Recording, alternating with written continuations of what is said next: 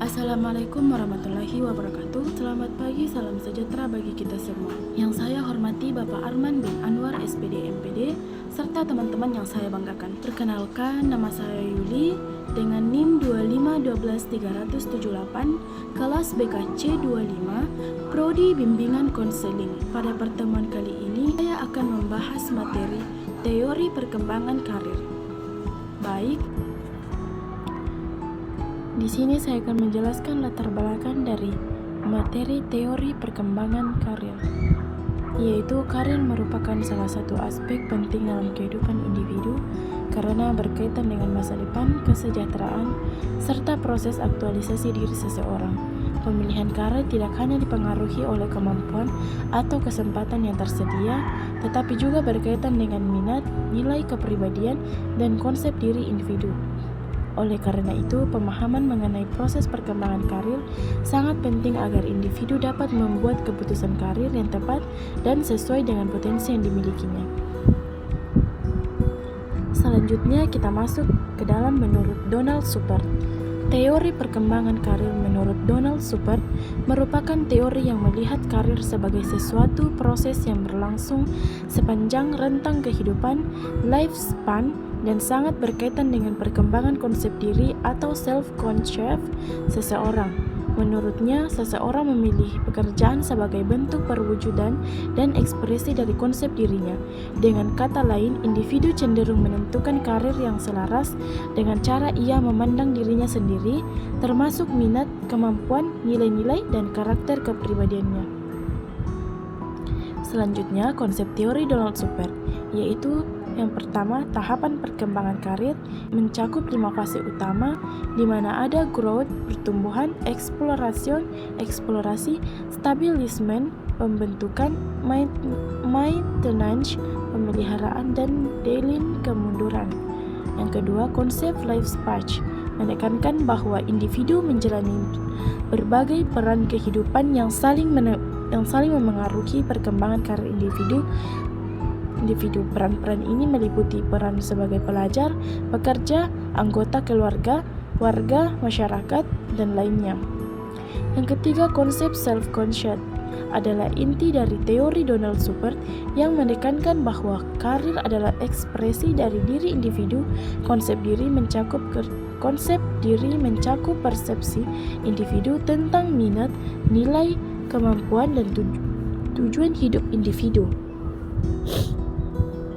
Sepanjang siklus hidup, konsep diri berkembang melalui 8 pengalaman pendidikan, pekerjaan, dan interaksi sosial.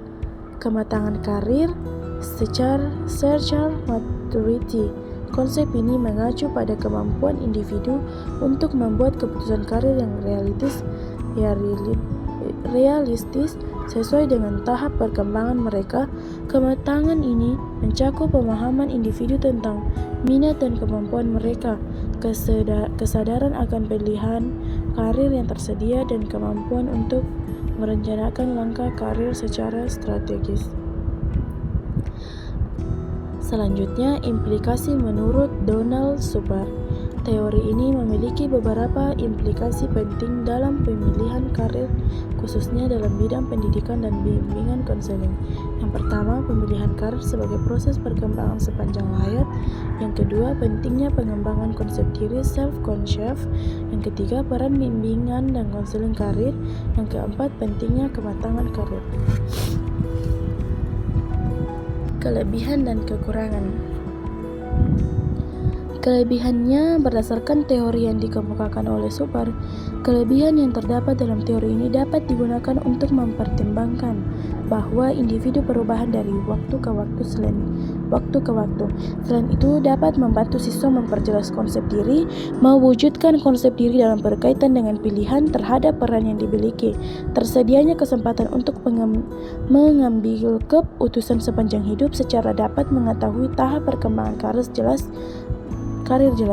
Kekurangannya, kelemahan dalam teori ini adalah ketika seseorang tidak mempunyai konsep diri yang mempositif, maka yang positif, maka kan sulit untuk mewujudkan dirinya pada suatu bidang pekerjaan, dan bila perkembangan melalui tahap kehidupan tidak mendapat bimbingan dan arahan, akan mendapat kesulitan bagi individu mengembangkan konsep diri dan potensi yang dimiliki. Selanjutnya, trait and factor. Teori trait and factor merupakan salah satu teori dalam konseling karir yang memandang bahwa pemilihan karir yang tepat terjadi apabila terdapat kesesuaian antara trait yang dimiliki individu dengan faktor atau tuntutan dari suatu pekerjaan maupun jabatan.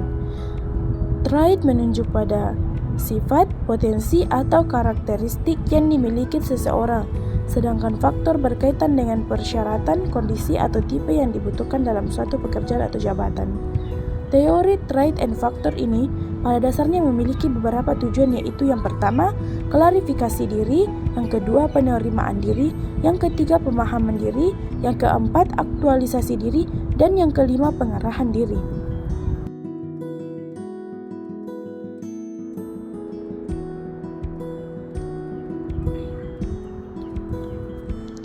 Baik, di sini saya akan kita masuk dalam membuat keputusan karir trait and factor.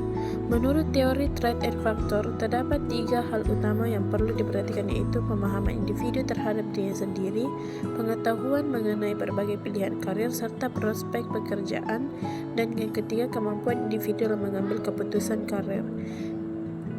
Selanjutnya, karakteristik teori trait dan faktor. Karakteristik teori ini dapat dilihat dari jenis permasalahan karir yang mampu ditangani beberapa masalah karir yang dapat dibantu melalui konseling karir. Trait and faktor antara lain: 1. Individu yang merasa memiliki pilihan karir yang terbatas. Yang kedua, individu yang mengalami keraguan dalam menentukan pilihan karir. Yang ketiga, kesalahan atau ketidaktepatan dalam memilih karir, serta yang keempat, ketidaksesuaian antara minat dan bakat yang dimiliki seseorang. Selanjutnya kita masuk pada pengaplikasian teori trait and factor. Adapun beberapa prosedur atau tahap pengaplikasian teori trait and factor dalam bimbingan dan konseling karir. 1. Tahap mengidentifikasi trait klien.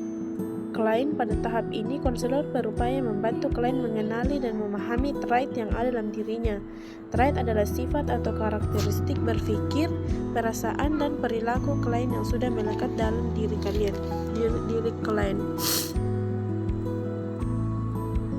Yang kedua, tahap membantu klien mengenal faktor karir dan pekerjaan. Faktor adalah syarat-syarat dan prospek pekerjaan. Konselor perlu membantu klien mendapatkan informasi seputar syarat dan prospek pekerjaan dan karir tertentu.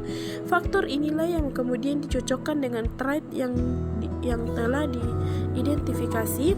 Yang ketiga, tahap klien merencanakan keputusan karir. Setelah didapatkan data mengenai trait klien dan klien sudah mendapatkan informasi tentang syarat-syarat suatu pekerjaan atau karir, kemudian klien mulai menyusun rencana keputusan karir.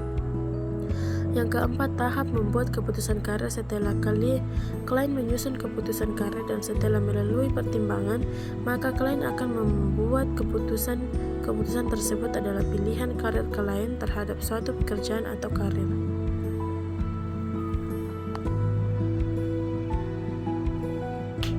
Kesimpulannya, berdasarkan pembahasan mengenai teori perkembangan, selain teori super, terdapat pula teori trait and karir. Dapat disimpulkan bahwa teori perkembangan faktor yang menjelaskan bahwa pemilihan karir menurut Donald E. Super memandang karir yang tepat terjadi apabila terdapat kesesuaian sebagai proses yang berlangsung sepanjang rentang antara karakteristik atau potensi individu, kehidupan lifespan, dan berkaitan erat dengan persyaratan suatu pekerjaan. Faktor perkembangan konsep diri self-connect individu. Teori ini juga menekankan pentingnya kematangan karir maturity, yaitu kemampuan individu dalam memahami dirinya, mengenali berbagai pilihan karir, serta membantu keputusan karir yang realistis sesuai dengan tahap perkembangan.